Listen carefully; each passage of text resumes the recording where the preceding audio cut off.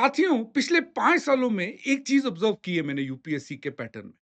Even हमारे static subjects जो हैं, जैसे इंडियन पॉलिटी, हिस्ट्री, ज्योग्राफी, इनमें भी उन्हीं टॉपिक्स को एग्ज़ाम में पूछा जा रहा है, जो टॉपिक्स कभी ना कभी न्यूज़ में थे। तो साथियों, ऐसा ही एक टॉपिक है, जो रिपीटेडली न्यूज़ में है और इस बार उसके चांसेस बहुत है कि वो एग्ज़ाम में आपसे पूछा जाएगा। ये टॉपिक है क्रिटिकल मिनरल्स का। साथियों, इस वीडियो में मैं आपको क्रिटिकल मिनरल्स के बारे में सब कुछ बताऊं। तो साथियों, मैं ऐसा क्यों कह रहा हूं कि ये टॉपिक बहुत बार न्यूज में था। चलिए इसको समझते हैं। साथियों, 2 दिन पहले सरकार ने पीआईबी की वेबसाइट पे ये पीडीएफ अपलोड। ये डॉक्यूमेंट क्रिटिकल मिनरल्स और उसके मिशन के ऊपर है, जो सरकार द्वारा चल रहे हैं। इससे पहले सरकार ने नेशनल क्रिटिकल मिनरल्स मिशन भी चलाया हुआ। यानी ये टॉपिक बहुत ज्यादा इंपॉर्टेंट। इस टॉपिक को अगर आप पढ़ने जाएँगे, तो आपको डिफरेंट सोर्सेज़ पढ़नी है। वहाँ पे आपका टाइम बहुत ज़्यादा वेस्ट होगा।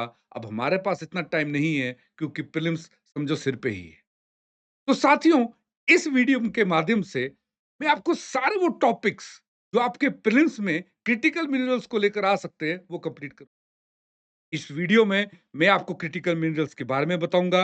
इस वीडियो में मैं आपको 30 वो क्रिटिकल मिनरल्स बताऊँगा, जो गवर्नमेंट ऑफ इंडिया ने आइडेंटिफाई किए हैं। इसके बाद साथियों, मैं आपको बताऊँगा कि इंडिया में डिस्ट्रीब्यूशन कहाँ-कहाँ पर है क्रिटिकल मिनरल्स की। इसके बाद मैं आपको यूजेस बताऊँगा क्रिटिकल मिनरल्स के, रेयर अर्थ एलिमेंट्स के बारे में बताऊँगा। काफ़ी लोग क्रिटिकल मिनरल्स को और रेयर अर्थ एलिमेंट्स को जो है मिक्स कर रहे हैं, कन्फ्यूज़ कर रहे हैं एस्पिरेंट्स को। काफ़ी वीडियोज़ मैंने देखी। इस वीडियो में मैं आपको डिफरेंस बताऊंगा कि क्रिटिकल मिनरल्स और रेयर अर्थ एलिमेंट्स में बेसिकली डिफरेंस क्या है। ये दोनों एक नहीं है। उसके बाद हम India strategy for critical mineral को जानेंगे और प्रीलिम्स एंड मेंस के हिसाब से इस वीडियो को कंप्लीट करेंगे। लेकिन ज्यादातर मेरा जो फोकस होगा वो प्रीलिम्स पे होगा। तो साथियों, पहले हम जानते हैं कि क्रिटिकल मिनरल्स क्या होते हैं। साथियों, वो मिनरल्स जो एनर्जी, डिफेंस, इलेक्ट्रॉनिक्स, मैन्युफैक्चरिंग में यूज हो। लेकिन लेकिन ऐसे मिनरल्स की अवेलेबिलिटी लिमिटेड, और जहां पर है भी, वहां पर भी जियोपॉलिटिकल रिस्क है। आप इन्हें एक्सट्रैक्ट इजली नहीं कर सकते, प्रोसेस नहीं कर सकते। तो ऐसे मिनरल्स को रिगार्ड कर दिया गया है क्रिटिकल मिनरल। यानी अगर मैं एक देश हूं, मेरे यहां पर एनर्जी, डिफेंस, इलेक्ट्रॉनिक और मैन्युफैक्चरिंग के लिए मेरे को कुछ मिनरल्स चाहिए, लेकिन वो मिनरल्स जो है मेरी कंट्री में है ही नहीं।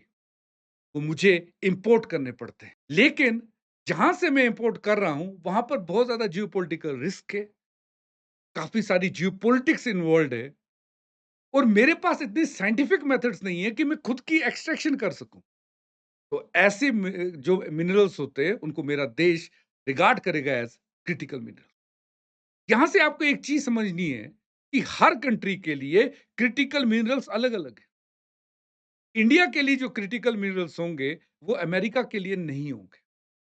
अमेरिका ने 35 मिनरल्स को क्रिटिकल घोषित किया हुआ है, जबकि इंडिया ने 30 को किया हुआ। डिपेंड करता है अवेलेबिलिटी पे, प्रोसेसिंग पे, एक्सट्रैक्शन पे। एक चीज याद रखिएगा कि यहां पर सबसे बड़ी जो चीज इन्वॉल्व है, वो है सप्लाई चेन। इसीलिए मिनरल्स को हमने क्या कहा है, और वो की इंडस्ट्रीज कौन सी है? 5, जहां पर एक की जो जहां पर क्रिटिकल मिनरल्स यूज होते हैं, जैसे मैंने कहा, telecommunication, energy, defence, aerospace and transportation.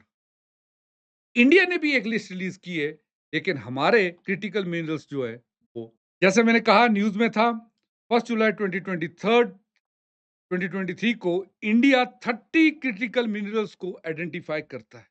यानी इंडियन गवर्नमेंट कह रही है कि ये जो 30 मिनरल्स हैं, ये हमारे लिए क्रिटिकल। इंडिया में अभी इनकी एक्सट्रैक्शन नहीं हुई है। कोई भी वजह हो सकती है, कि हो सकता है कॉस्ट ज्यादा लग रही है, या कोई और वजह हो सकती है। हम इंपोर्ट पे डिपेंडेंट है। इसीलिए इंडिया ने कहा कि ये मेरे 30 क्रिटिकल। तो साथियों, अब होगा क्या? लिस्ट बन जाने के बाद आखिरकार होगा क्या? होगा ये कि ये लिस्ट बनाई थी मिनिस्ट्री ऑफ माइंस ने। इन 30 में से 24 जो मिनरल्स हैं, उनको डाला गया है part D of MMDR act 1957 में। ये इंपॉर्टेंट न्यूज है। 30 मिनरल्स को कहा कि ये क्रिटिकल है। 30 में से 24 को हमने पार्ट डी में इंक्लूड किया एमएमडीआर एक्ट में। उसका मतलब ये है कि सेंट्रल गवर्नमेंट अब ऑक्शन कर सकती है, लीज़ पे दे सकती है, लाइसेंसेस इश्यू कर सकती है, ऐसे मिनरल्स को 24 मिनरल्स को एक्सट्रैक्ट करने। यानी पहले इन्हें जो है सरकार कह रही थी कि हम खुद ही एक्सट्रैक्ट करेंगे। तो जैसा मैंने कहा कि बहुत सारी चीज़ें इन्वॉल्व्ड होती हैं क्योंकि ये क्रिटिकल मिनरल्स हैं। अब जहाँ-जहाँ पे सरकार ने आइडेंटिफ़ाई किया हुआ है, ये क्रिटिकल मिनरल्स इंडिया में पाए जाते हैं, वैसी जगहों को सरकार लीज़ पे दे देगी। सरकार ऑक्शन करेगी, लोग प्राइवेट कंपनीज़ को बोलेगी आप माइन करें एंड इन्हें अवेलेबल बनाएँ इंडिया में। गाइस कभी आपने सोचा है कि आज तक तो हमें इनकी ज़रूरत पड़ी नहीं, अचानक से हमें इन क्रिटिकल मिनरल्स की क्या ज़रूरत पड़ गई? तो आपको ये बता दूँ, इसका लेना-देना सीधे-सीधे हमारे ग्रीन टेक्नोलॉजी के साथ। यानी इंडिया जितनी भी renewable sources of energy use करना चाहता है अपनी एनर्जी प्रोडक्शन के लिए, जो कमिटमेंट्स है उसके इंटरनेशनल उनको पूरा करने के लिए, उसे ये क्रिटिकल मिनरल्स चाहिए। जैसे मैंने कहा इंडिया ने कमिट किया हुआ है कि वो इमिशन को रिड्यूस करेगा 45% तक अपनी जीडीपी के बाय 2030। 50% जो अपना पावर है वो non fossil fuel based energy से बनाएगा। उसी के साथ-साथ net zero emission India achieve करेगा बाय 2070। ये गोल्स अगर इंडिया को पूरे करने हैं तो उसे चाहिए क्रिटिकल। आपको मैं बता दूं जल्दी से कि क्रिटिकल मिनरल्स आखिरकार यूज़ कैसे होते हैं। जैसे सिलिकॉन, सिलीरियम, इंडियम, गैलियम, ये 4 ऐसे एलिमेंट्स हैं जो यूज़ पड़ते हैं बनाने के लिए फोटोवोल्टाइक सेल्स। यानी जो आप सोलर पैनल देखते हैं उसके अंदर जो फोटोवोल्टाइक सेल्स होते हैं वो बनाने में ये 4 एलिमेंट्स का यूज़ होता है और ये सब के सब क्रिटिकल मिनरल्स रिगार्ड किए हुए हैं। विंड एनर्जी में अगर आप देखेंगे न्यूडीमियम जो है ये परमानेंट मैग्नेट्स के लिए भी यूज़ पड़ता है। एक चीज़ याद रखिएगा। इसी के साथ-साथ ये टरबाइन्स में भी यूज़ पड़ता है, विंड टरबाइन्स में। इलेक्ट्रिक व्हीकल्स में लिथियम, निकल, कोबाल्ट ये की मटेरियल्स हैं जो यूज़ पड़ते हैं। इंडिया एक इलेक्ट्रिक व्हीकल्स का हब बनने वाला है जल्दी। टेस्ला भी आप देखेंगे जल्दी इंडिया की मार्केट में आने वाला है। लेकिन जो उसकी बैटरी है, जो बाकी चीज़ें हैं, वो बनाने के लिए ये 3 क्रिटिकल मिनरल्स रिक्वायर्ड है। Energy storage, lithium ion batteries, तो लिथियम आपने देखा कि क्रिटिकल मिनरल्स में। अब मैं आपको जल्दी से बता दूँ कि हमने जैसे मैंने आपसे पहले ही कहा था कि गवर्नमेंट ने एक नेशनल क्रिटिकल जो मिनरल्स का मिशन है वो भी चलाया था। हम लोग ऑक्शन करने की बात की थी कि हम लोग ऑक्शन करेंगे, अवेलेबल बनाएँगे, इम्पोर्ट की जो जो हम इम्पोर्ट के ऊपर डिपेंडेंट है, इस चीज़ को हम कम करेंगे। ऐसा मैंने क्यों कहा था? क्योंकि यहाँ अगर आप देखेंगे तो लिथियम जो है, ये Chile, Russia, China, Ireland, Belgium में ज़्यादा पाया जाता है। 100% हम इसे इम्पोर्ट करते हैं। हमारे यहाँ पर लिथियम है ही नहीं। अभी जे एंड के में कुछ डिपॉज़िट्स मिले हैं लिथियम के, लेकिन जब तक वो पूरे एक्सट्रैक्ट हो जाते हैं, फुल्ली प्रोसेस हो जाते हैं, तब तक हम इम्पोर्ट डिपेंडेंट हैं। कोबाल्ट 100%, आप देखिए निकल 100% इम्पोर्ट डिपेंडेंट है। Vanadium 100%, niobium 100%। तो जितने भी आप इम्पोर्टेंट जो अभी आप एलिमेंट्स पढ़ रहे थे कि जो डिफरेंट चीज़ों के लिए यूज़ पड़ते हैं, solar energy, wind energy, green technologies में जो ज़रूरत पड़ते हैं, यहाँ पर अगर आप लिस्ट में देखेंगे तो वो मैक्सिमम उनमें से जो है इंडिया उनमें इम्पोर्ट। दुनिया में ये क्रिटिकल मिनरल्स जो है बड़ी कम लोकेशंस पे पाए जाते हैं। जैसे मैंने आपसे कहा था कि सप्लाई चेन एक बड़ा इश्यू होता है, जियोपॉलिटिक्स एक बड़ा इश्यू होता है, आप इस मैप से समझिए। आप यहाँ देखेंगे कि साउथ अमेरिका में ये पाया जाता है।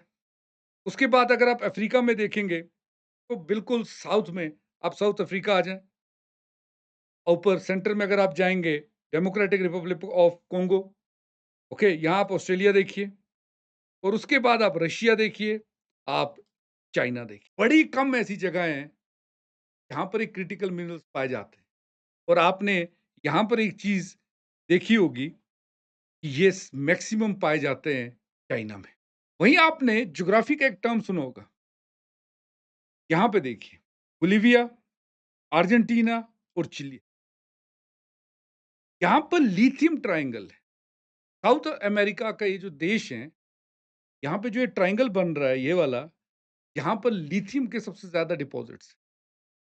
इसीलिए अगर आपसे कभी क्वेश्चन पूछा जाए कि इंडिया के लिए साउथ अमेरिका की क्या इम्पोर्टेंस है, तो लिथियम ट्रायंगल को ज़रूर मेंशन कीजिए। उसी के साथ-साथ नेशनल क्रिटिकल मिनरल्स मिशन के अंतर्गत सरकार ने एक कंपनी भी बनाई है। कंपनी का नाम है काबिल खनिज विदेश इंडिया लिमिटेड। ये एक जॉइंट वेंचर कंपनी है जो डील करेगी सप्लाई ऑफ क्रिटिकल मिनरल्स। ये कंपनी 2019 में बनाई गई थी अंडर कंपनीज एक्ट 2030। बेसिकली ये जो कंपनी है काबिल, ये जॉइंट वेंचर है नाल्को, एचसीएल और एमईसीएल के। अन अकेडमी आपके लिए लेके आया है अपनी सब्सक्रिप्शंस पे 60% ऑफ और उसके साथ-साथ 12 महीने तक की टेंशन।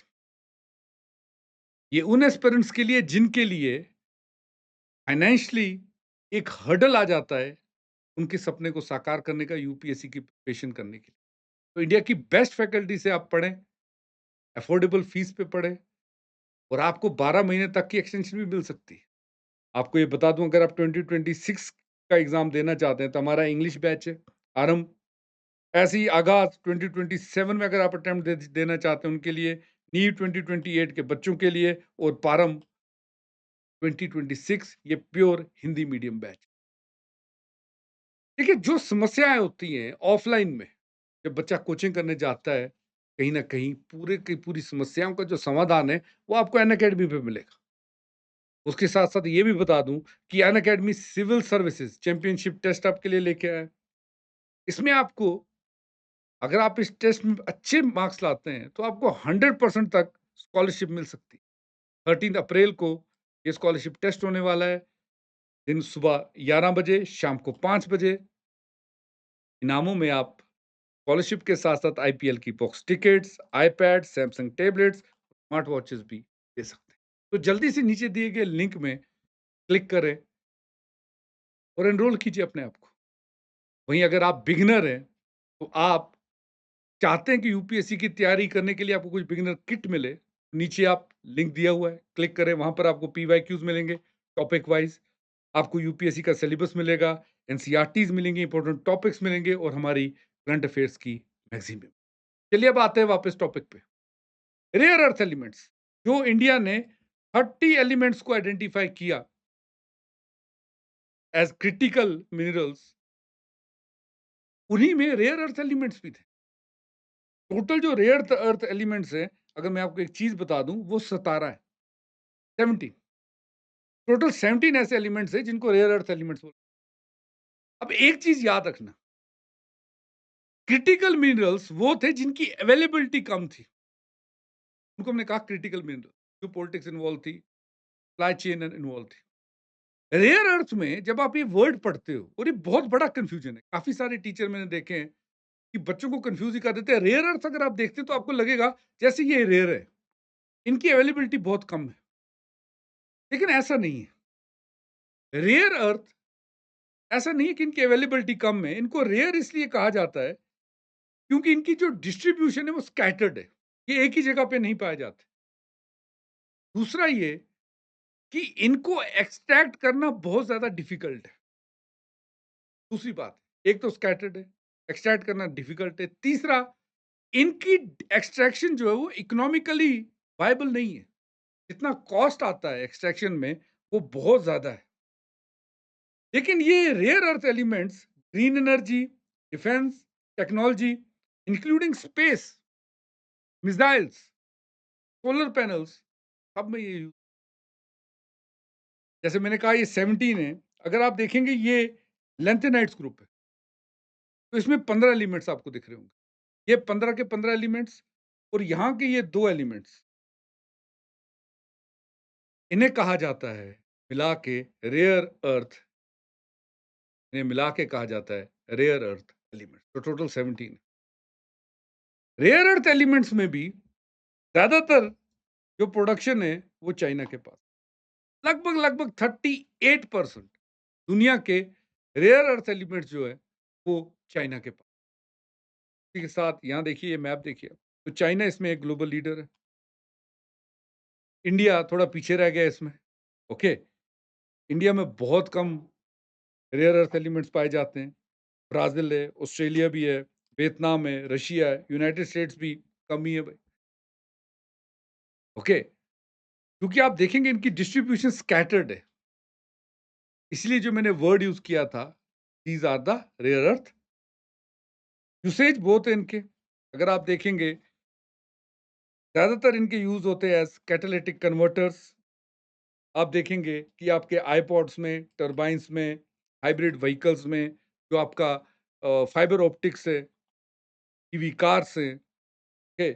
इवन कंप्यूटर्स में, सैटेलाइट्स में, हर जगह मैक्सिमम वो जगह है जहाँ पर आप देखेंगे कि रेयर अर्थ एलिमेंट्स का। आई होप आपको बिल्कुल बढ़िया तरीके से क्रिटिकल मिनरल्स और रेयर अर्थ एलिमेंट्स का कांसेप्ट क्लियर हो गया हो। Thanks for watching Unacademy, let's crack it.